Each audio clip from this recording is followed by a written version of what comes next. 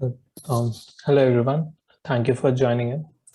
Today, my name is Akash, and I would be presenting Alibaba's experience report on them deploying RDMA into their network infrastructure.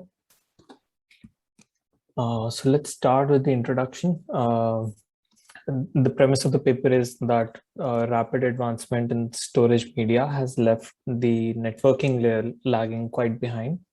So if we see that the access latency of current NVMe disk is at microseconds. So the total throughput of a storage node can be upwards of 100 Gbps. However, the latency of TCP stack reaches milliseconds, and the bandwidth per kernel that you can get is at most 10 Gbps. So say that replacing the entire stack on the host network interface cards through by RDMA enabled network interface cards, we can provide microsecond level access latency and a per connection throughput of about 100 Gbps with almost zero CPU consumption. And they've been using the system for about 4 years in their Pangu storage network. One of the most notable example is Alibaba's cloud PolarDB, which runs RDMA for its networking there.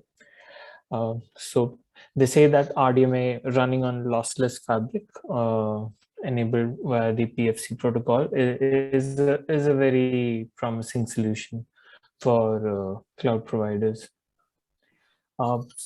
Since I didn't know what PFC really means, I'll first take that up. PFC stands for Priority Flow Control, and it is a protocol designed to prevent frame loss on the networking layer due to congestion. It is propagated hop by hop from receiver to sender. So if the receiver is getting too congested, it sends a PFC pause frame to its nearest peer to pause the traffic it's sending. And when the congestion is mitigated, PFC can request the peer to restart the traffic to it again. So compared to the Ethernet pauses, PFC enables us to be selective regarding which traffic to stop rather than the whole link. Looking at the diagram, one switch can have 8 transmitting and receiving queues. So in the figure that we see here, buffer 6 has overflowed and buffer 6 has told its nearest peer to stop sending it any more packets. So this gives us the ability to have lossless and lossy priorities at the same time on the same Ethernet wire, because we're only sending the pause frame to one queue and other queues are not impacted at all. However, this can lead to a condition called PFC storm.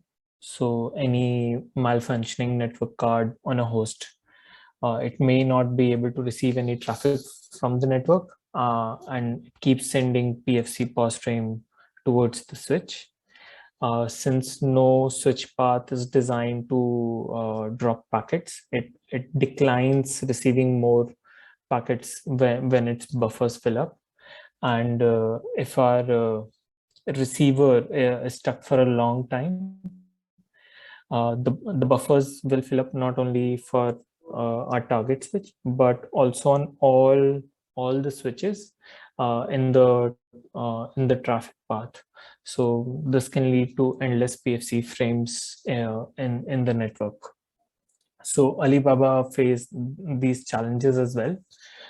So in deploying, this experience report is specifically about deploying these RDMA backed versions. So the challenges they faced were that of availability, how to keep the system available during deployment in general. When if they are encountering PFC storm, then what do they do? Their SLA standards required similar levels to that of their TCP-backed versions.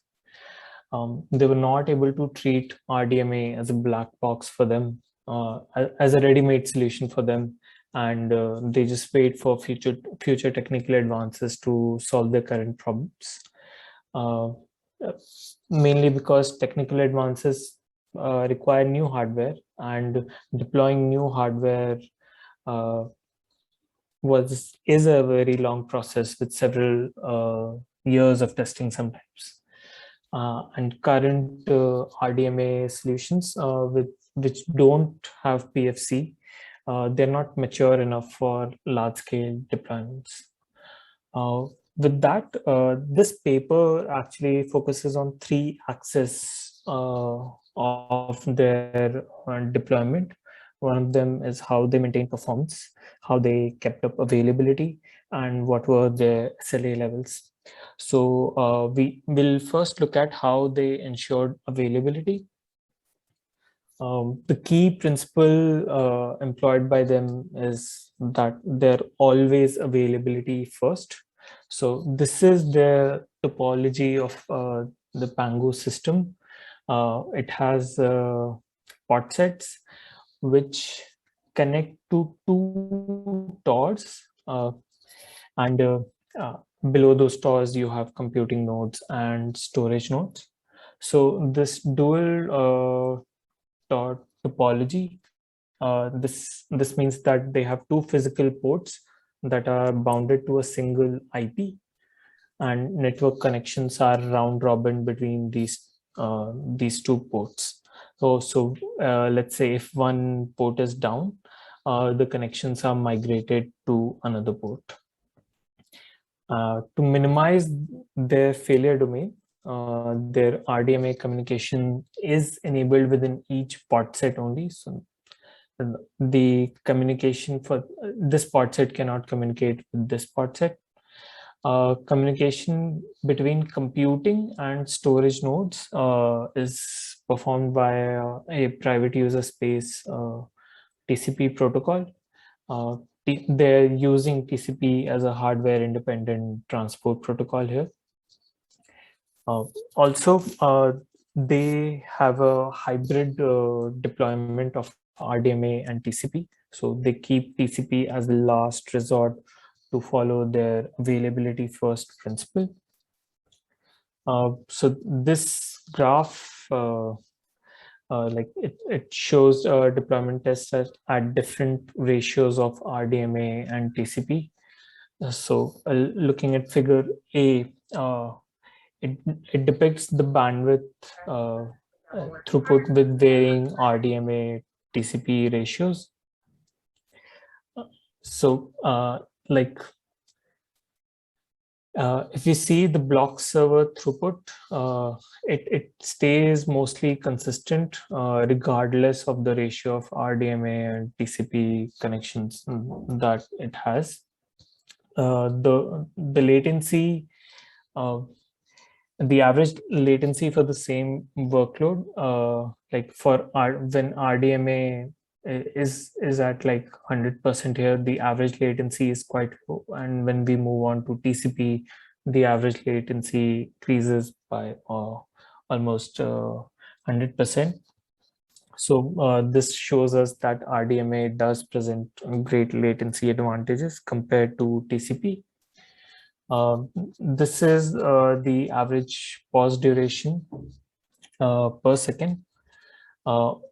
Like if you see, only a very limited number of pauses are observed. So when the TCP bandwidth ratio is around at 50%, that is the time at which we see the pause duration has reached a peak value. So like these graphs and even their presentation, like we'll see many more graphs going forward.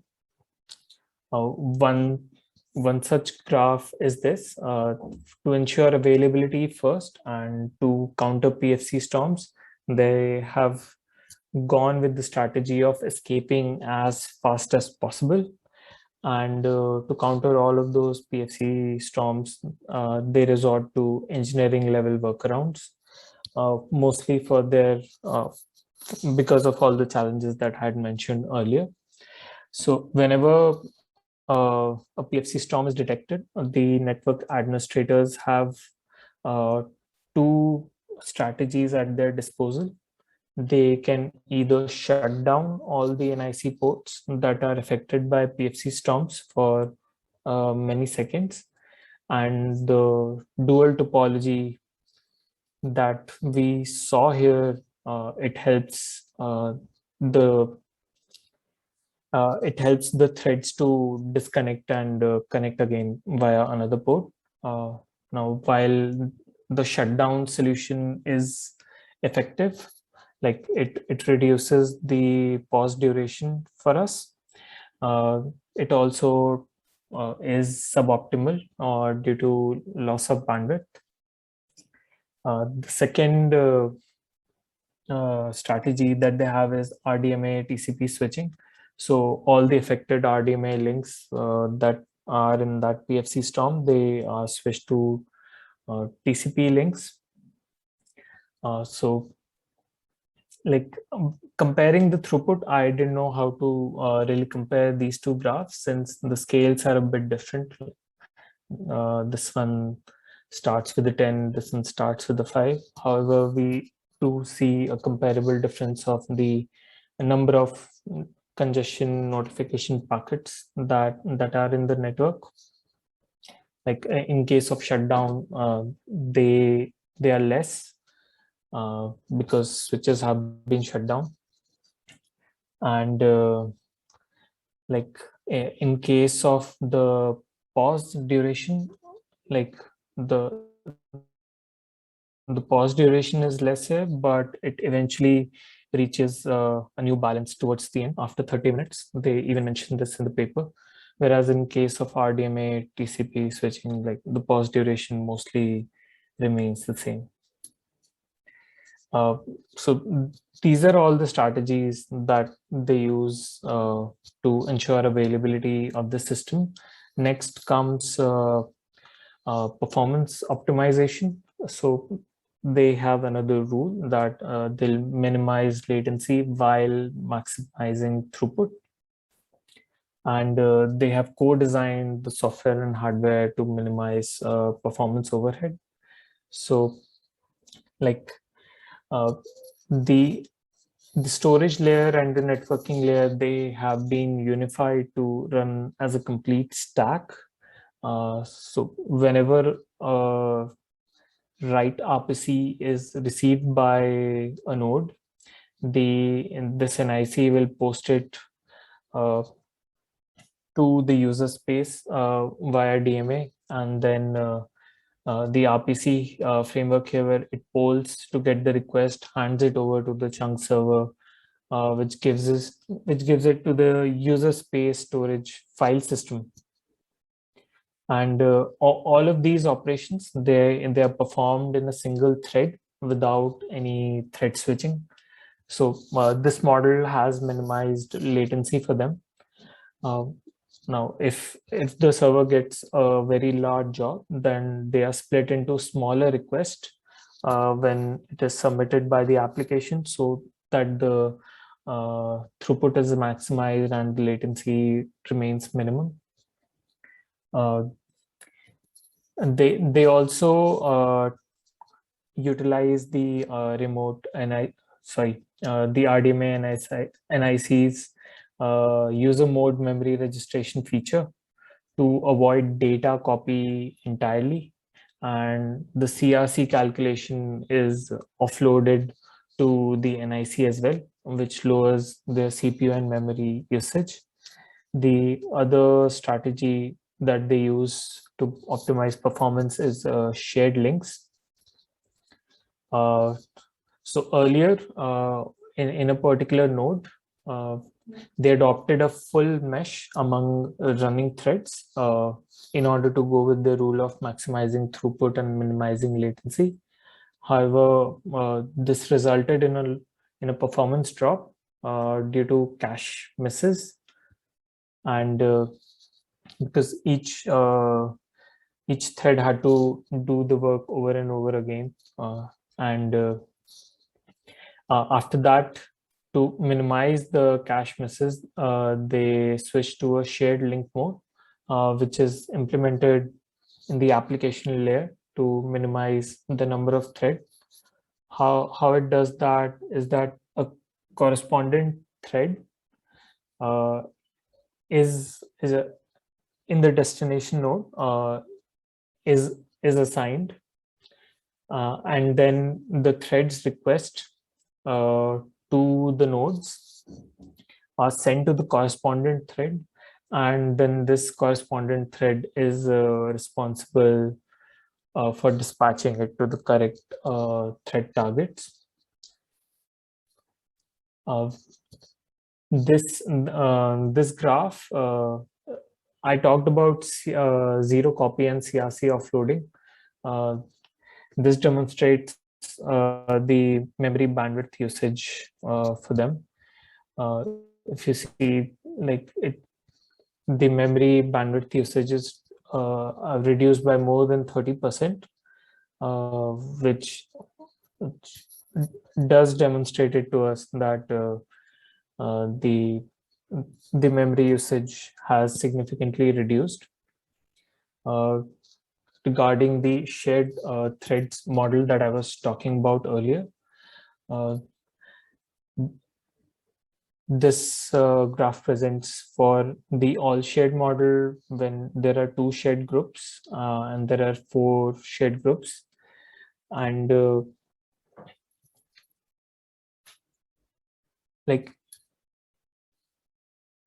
for all for all shared, we see this dip for throughput, and but the pause duration for all shared is the minimum, and for like 2 shared groups is then just greater than that. So this tells us that the lower the number of groups we have, the fewer PFC pauses we are likely to encounter. The next axis is SLA maintenance for them, where they're trying to exploit storage semantics whenever useful. So they have a network integrated monitoring service, which monitors the storage indexes like IOPS, tail latency, and network indexes like CNP sent handle, RDMA errors.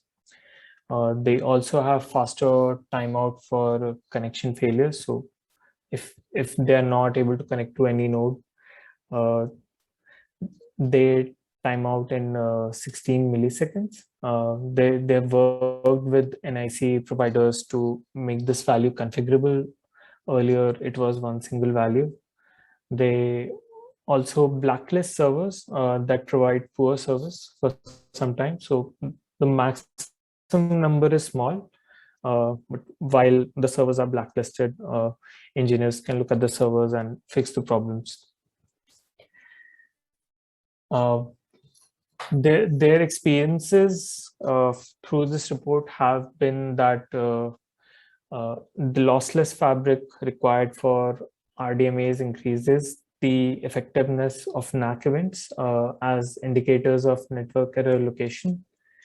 They came up with a system level benchmark in, like IOPS SLA with network errors to measure their overall system performance. The data center quantized notification, the data center quantized congestion notification algorithm, it handles, they found that it handles traffic burst poorly in their asymmetric topology. Because whenever they were trying to do RDMA switching between their 2 TOR nodes, they encountered significantly high latency. Also, they experienced that RDMA read processing gets quite slow due to cache misses. And that is the end of my presentation. Thank you.